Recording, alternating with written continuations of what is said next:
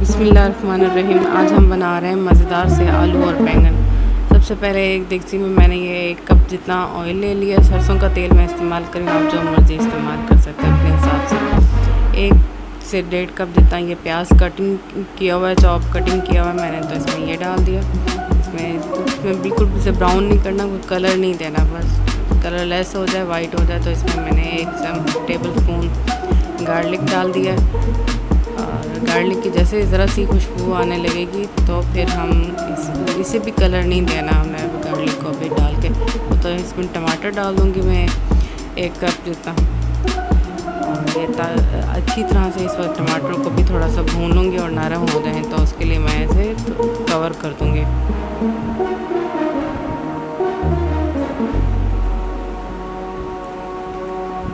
जी 2 minute हो गए, cover कर दिया मैंने। तो अब इसके बाद ये देखिए मैं इसमें अदरक डाल दी मैंने और सब्ज़ मिर्च डाल दी है कटिंग की हुई।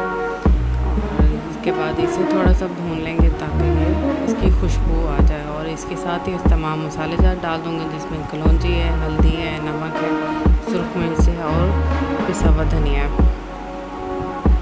तमाम मसाले ज़्यादा इस पर डाल देंगे।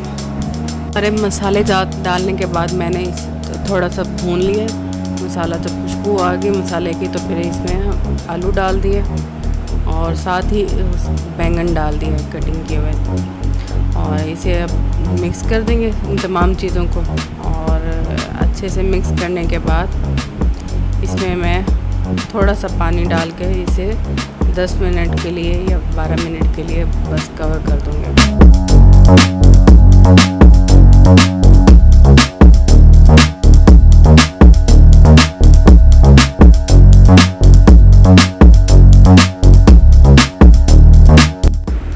बहुत ही आसान रेसिपी है। देखें 10 मिनट बाद हम ये देखें इतनी अच्छी मज़ेदार सी हर चीज़ गल गई है इसमें, ना आलू भी गल गए और बैंगन भी हमारे मैश हो गए। इस तरह की सब्ज़ी ये बच्चों को भी बहुत पसंद आती है। इसमें बहुत ही मज़ेदार लजीज सा टेस्ट होता है। इंशाल्लाह आपको बहुत पसंद आएगी।